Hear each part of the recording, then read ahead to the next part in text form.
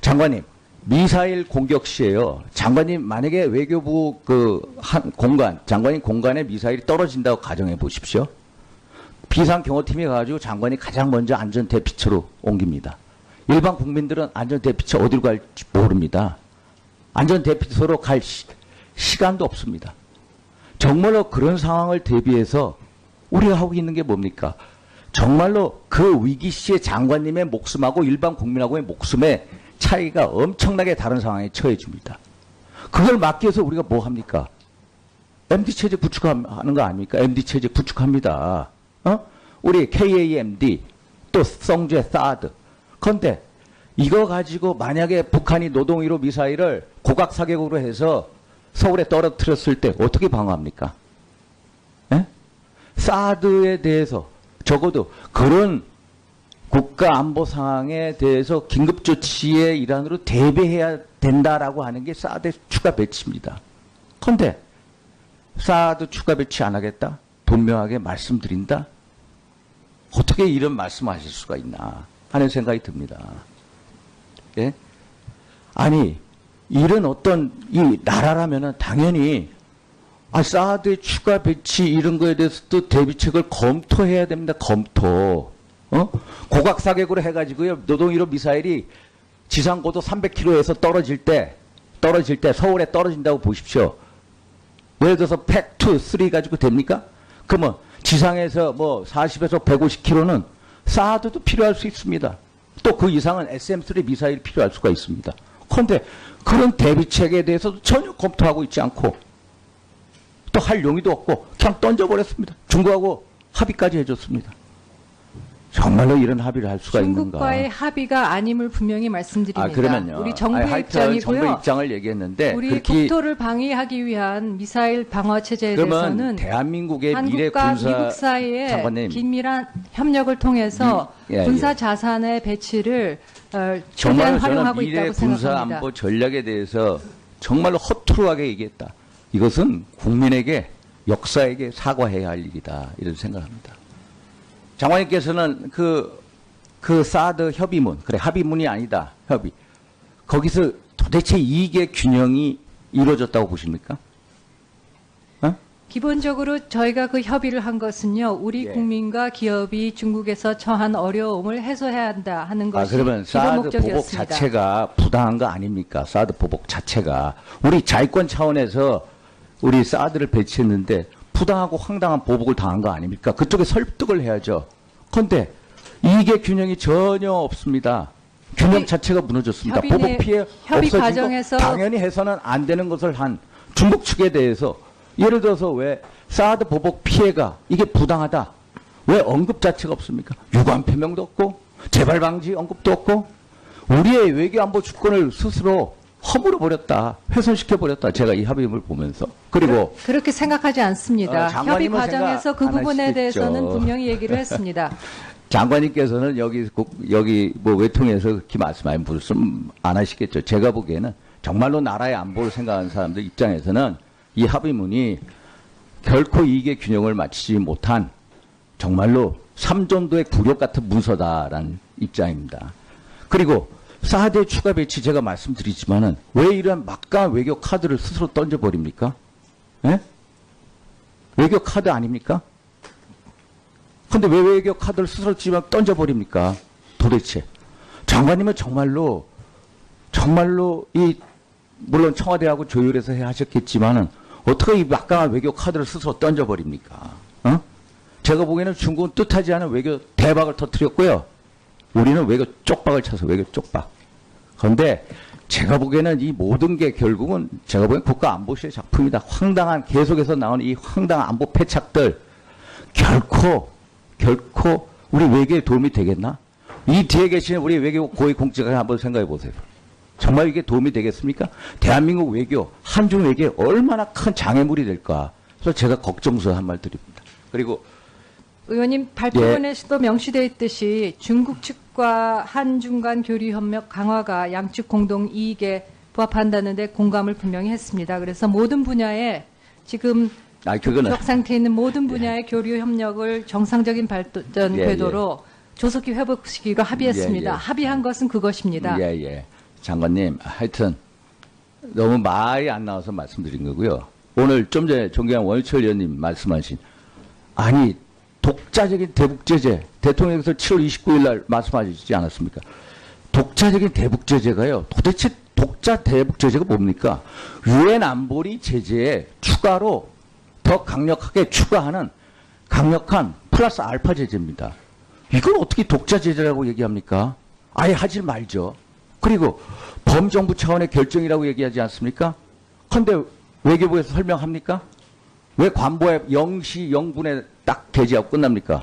범정부 차원의 결정이면은 당연히 NSC든 외교부든 이거에 대해서 설명하고 자료를 내놓아야 되지 않습니까?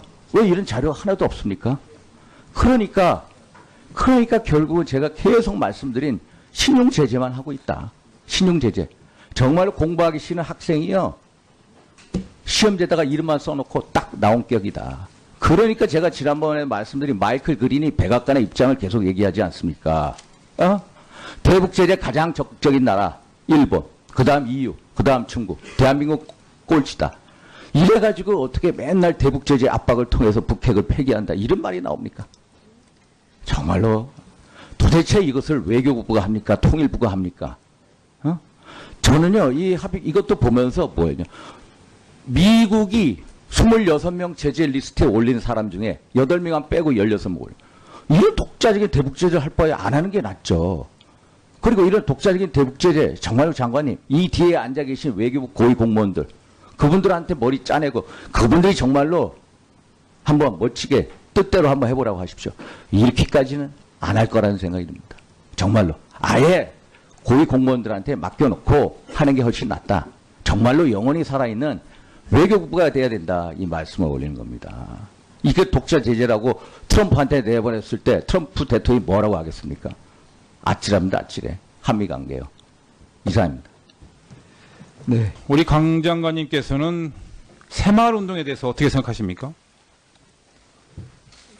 네, 우리의 그 농업 지역사회 발전에 많은 기여를 한 걸로 알고 있습니다. 유엔이 인정한 대한민국의 성공한 국민운동 아니겠습니까? 네, 작년에 UNDP와 함께 유엔에서도 큰 행사가 있었습니다. 네네. 그 세계적인 저명한 경제 학자인 제프리 sak스 콜롬비아대 교수가 2015년 한국에서 개최된 지구촌 새마을 지도자 대회에 문재인 정부 참석해서 청와대에 대한 새마을 국정감사가 운동이 열렸습니다. 할 수 있다. 이 캔두 정신이 세계로 전파되면서 지구촌의 절대 빈곤은 종식될 수 있다고 했습니다. 한국이 새마을운동을 통해서 절대 빈곤 상태를 50년 만에 종식한 위대한 일을 성취한 국가로서 원조를 받는 나라에서 원조를 주는 전대협 최초 의장 국가로 됐다고 출신인 했어요. 임종석 한강의 기적을 비서실장도 만드는 이례적으로 상징적인 목소리를 국민운동입니다. 높였습니다. 그게 정권과 진입니까? 정치를 떠나서 매우 유감입니다. 이 성공한 국민운동으로서의 삶을 새마을운동은 저는 민주주의를 위해서 노력했습니다. 지속적으로 대한민국의 대표적인 그렇게 브랜드로 말씀하실 정도로 성장시키고 부끄럽게 살지 또 않았습니다. 전 야당의 세계에 손패만 우리의 우수성을 논란의 알릴 필요성이 있다고 시작으로 생각합니다. 촌국도 그래서 사실 빚어졌습니다. 개발도상국이 저총 조국 우리의 그 민정수석이 끝내 새마을운동의 국감장에 나오지 않자 성공적인 촌국도 그 사례를 빚어졌습니다. 벤치마킹하기 위해서 많이 방문하고 있지 않습니까? 뭐 아시아, 중남미, 아프리카.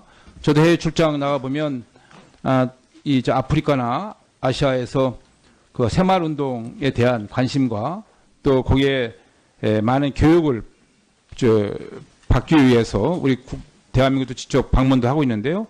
이러한 것들이 계속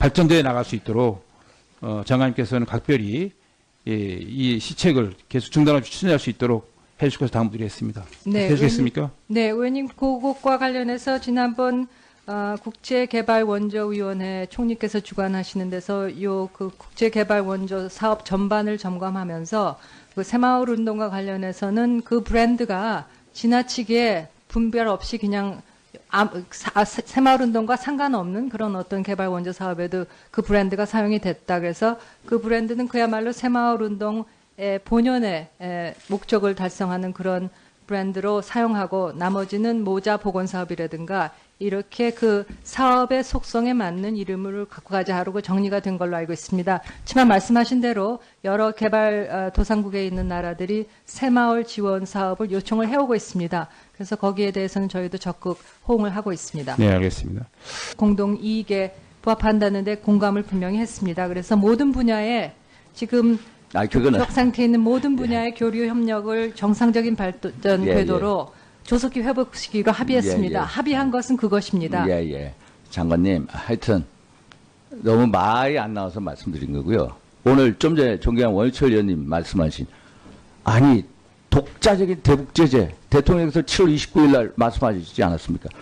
독자적인 대북제재가요. 도대체 독자 대북제재가 뭡니까?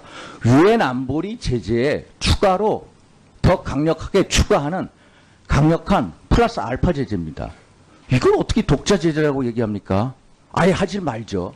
그리고 범정부 차원의 결정이라고 얘기하지 않습니까? 그런데 외교부에서 설명합니까? 왜 관보에 0시 0분에 딱 게재하고 끝납니까?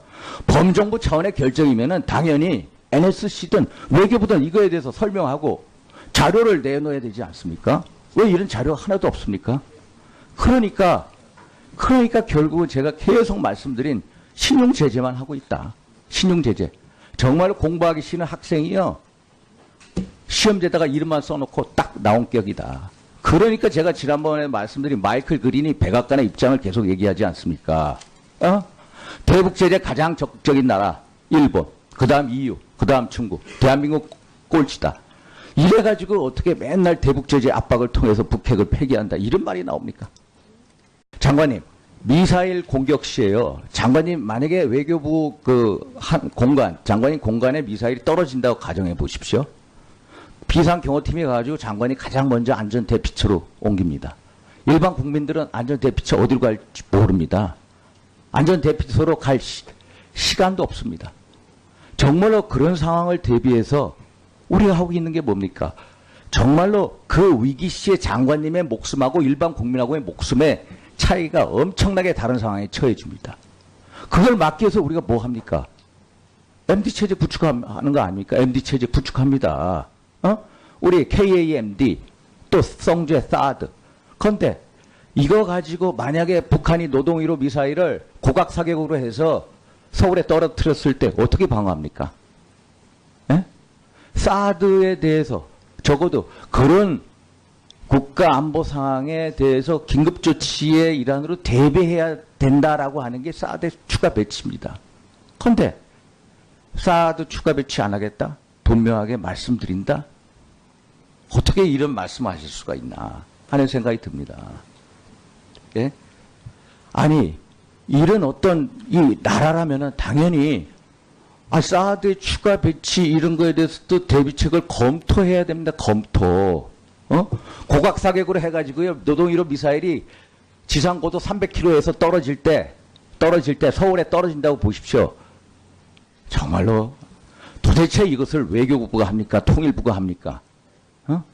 저는요, 이것도 보면서 뭐예요? 미국이 26명 제재 리스트에 올린 사람 중에 8명만 빼고 16명 올려.